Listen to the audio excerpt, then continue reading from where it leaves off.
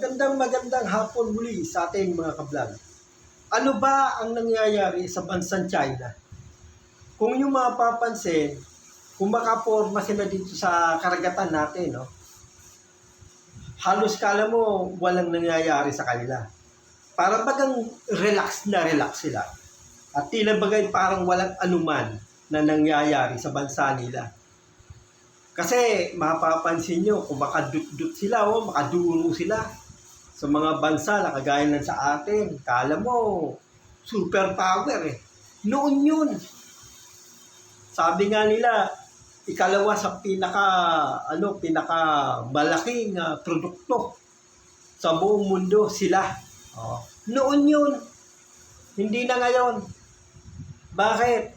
Marami ng kumpanyang malalaki ng mga gumagawa ng mga gadget ang nag-alisan na sa kanila. Lumayas at libu-libong mga empleyadong Chinese ang nawalan ng trabaho. At hindi lang yon. Siyempre yung mga yan, naghahanap din yan ng pagkakakitaan. Ano nangyari? Maraming mga sa kanila, mga business nagsara. Yung dating busy area nila, mataong lugar nila, nagsara. Wala ng tao. Kaya nga sabi ng ibang mga vlogger, what happened? Ano nangyari dito? Mapapansin nyo, yung kanilang kaangasan, na tila bagay walang apekto sa kanila yung mga nangyayari sa kanilang bansa. Hindi lang yan. No? Yung pang nangyayaring dilobyo, baha. Mapapansin natin, kahalaki yata ng bansa nila, 1/4 ng bansa nilang inulan at talaga namang binaha ng binaha. Eh bakit? Eh matako sila sa tubig eh. Gusto nila lahat ng karagatan kanila. Kunin nila yung West Philippine Sea. Kunin nila yung buong karagatan ng South China Sea. Ang kanila. Parang ganito yan eh. Ang amin ay amin at ang inyo ay amin pa rin. Di ba? Ang daming mga bansang tinamaan ng kanilang 9-9 na kung tawagin yan himahinasyon. Diyan ang problema. Dahil sa kanilang kaangasan at pangangamkam ng karagatan, binaha silang walang kasintindi at halos sa buong lugar ng ilang mga malalaking syudad sa bansang China halos lumubog. At hindi lang basta-basta lubog-lubugan.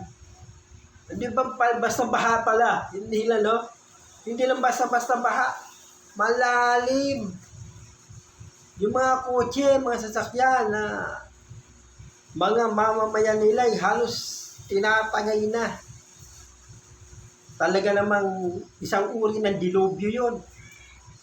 Pangalawa, nagkakaroon sila ng mga sinkhole, bubukal yung lupa at kinakain. Ba? Yan ang nangyayari sa kanila ngayon. At hindi lang yon, yung libu-libong mga tao na nawalan ng trabaho dahil sa pagsasara ng malalaking kumpanya.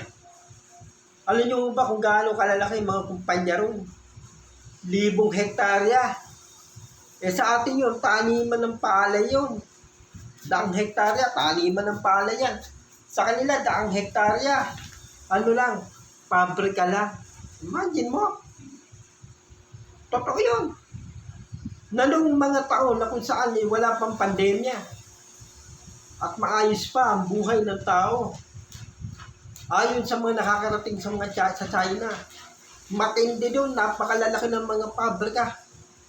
Napakarami, lahat ng hanapin mong bagay, andudo na sa kanila. Totoo yun.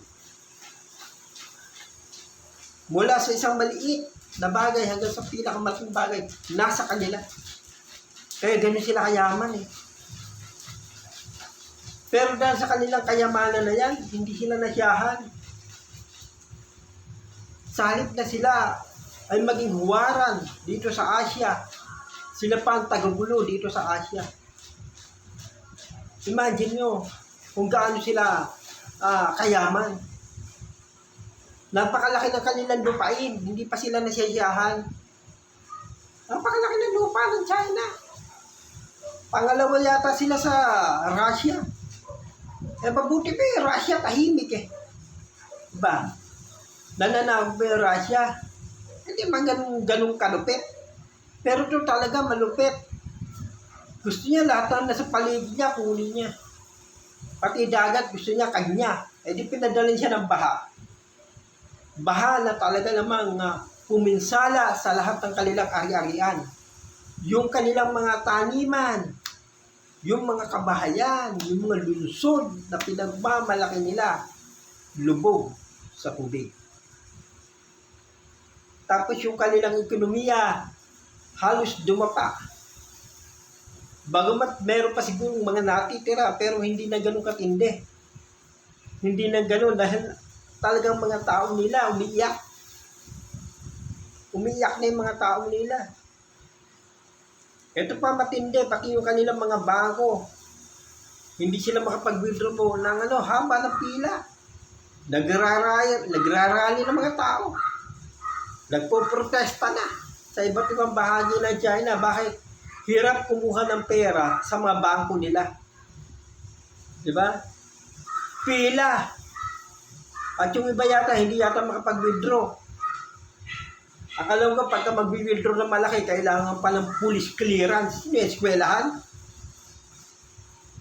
Kailangan pa ng police clearance para makapag-withdraw ng kanilang pera. Ito man nangyayari sa kanila. Tapos kung makaporma sila dito sa atin, kala mo wala silang problema sa bansa nila. Ayusin niyo muna yung bansa nyo. Nag-i-kaos na. Mga tao, nag-iiyakan. Ayusin niyo muna yung bansa nyo bago kayo pumorma dito sa Asia. Na parang wala kayong pakialam sa tao ninyo. Sa mga mamamayan ninyo. Nagkanda gutom-gutom na yung mga tao ninyo. Kahirap-hirap na. Nagkanda baha-baha na. Nagsaran mga kumpanya pero parang wala sa inyo. Ayusin niyo muna yung bansa nyo bago kayo manakop ng ibang bansa. Yung ang bansa ninyo, hindi nyo maayos eh.